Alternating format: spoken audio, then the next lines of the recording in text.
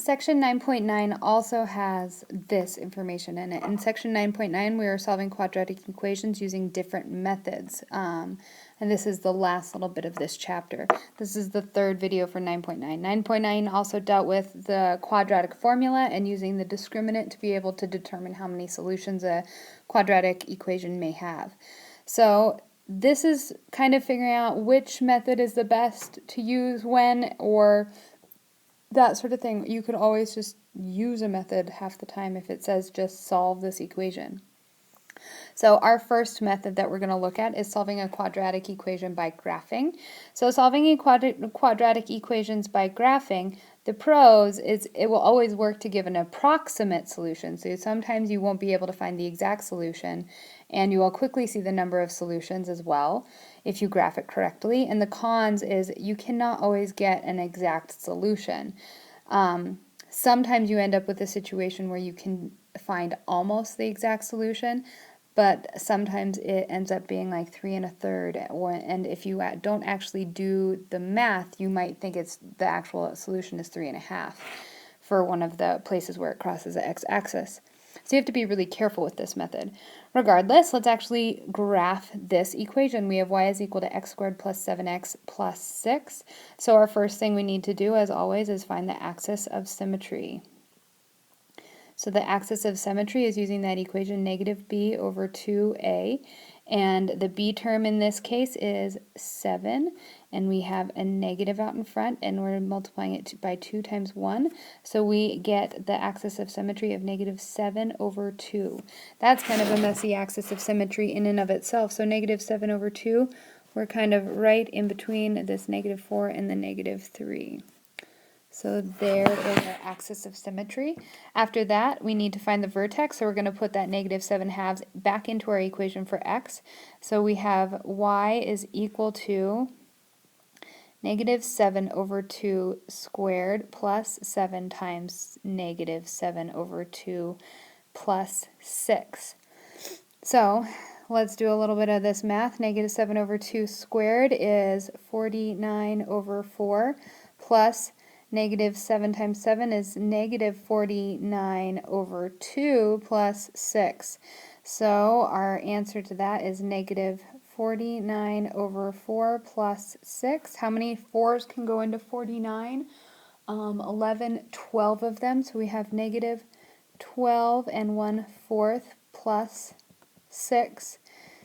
So we have negative 6 1/4 as our point where it crosses that vertex, so right about there.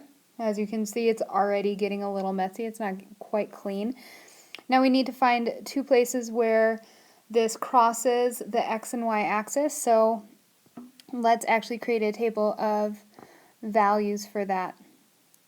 So once again, our equation is this y is equal to x squared plus 7x plus 6. And let's create a table of values that kind of surround that negative 3 1/2. So I'll choose maybe x is equal to negative 3. Let's try negative 2, and let's try negative 1. So let's see if any of those work.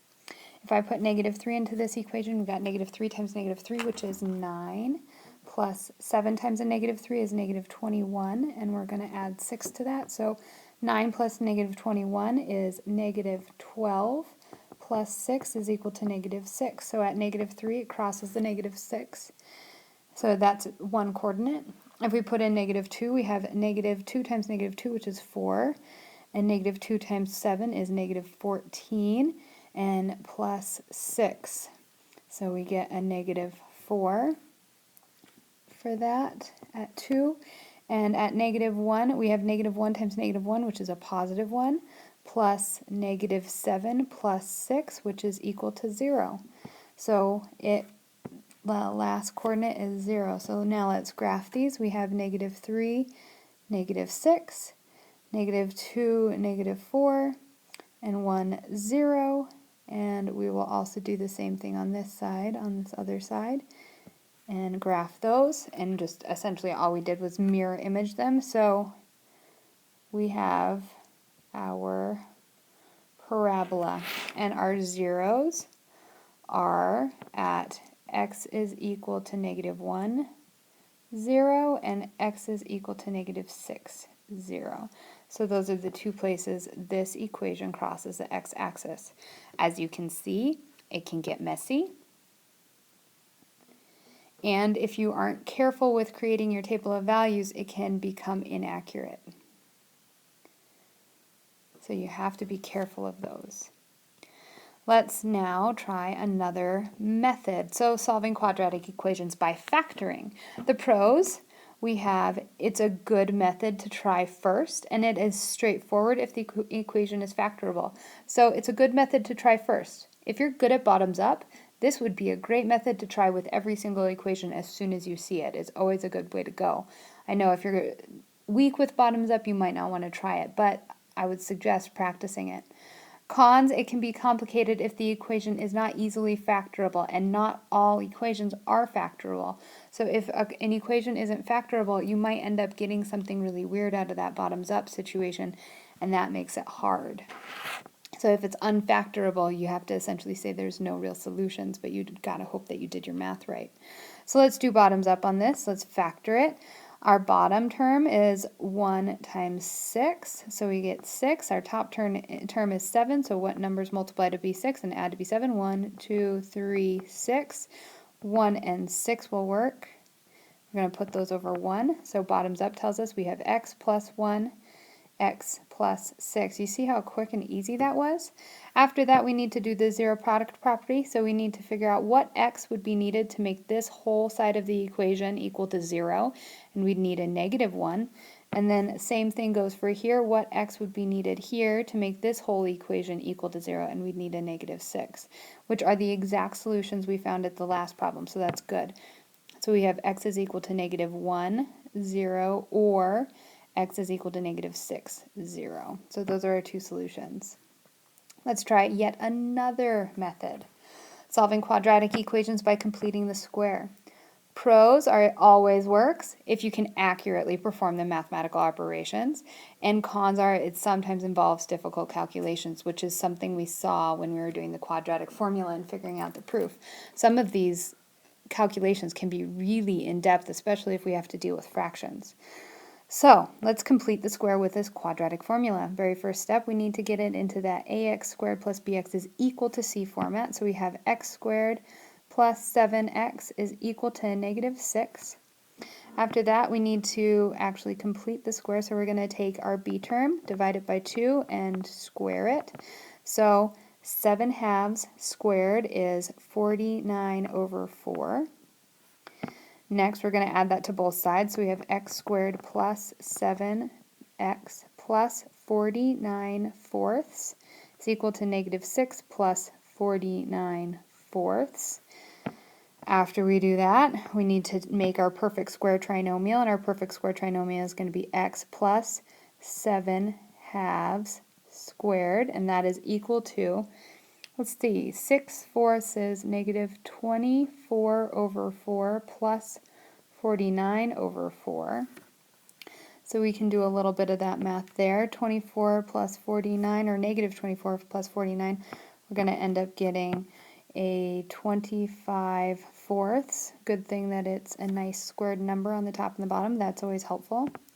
And we have x plus 7 halves, which is equal to that. Square root on both sides. And now we have x plus 7 halves is equal to the square root of 25 over 4, which is plus or minus 5 over 2. Last step is we need to make two equations that'll work for this. So we have x plus 7 halves is equal to 5 halves, and x plus 7 halves is equal to negative 5 over 2. Last little bit, we're going to actually solve for x, so we're going to subtract 7 halves from both sides, so we have x is equal to negative 2 over 2, which is equal to negative 1. And if we subtract it on this side, we got x is equal to negative 12 over 2, which is equal to negative 6. So yet again, x is equal to negative 1, 0, and negative 6, 0. Those are our two solutions, our exact same two solutions.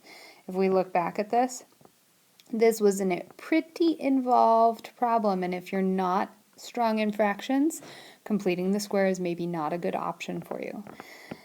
Last way of solving an equation is using the quadratic formula. The pros is it always works and you can always find exact solutions, but the con for quadratic formula is other methods may be easier or less time consuming.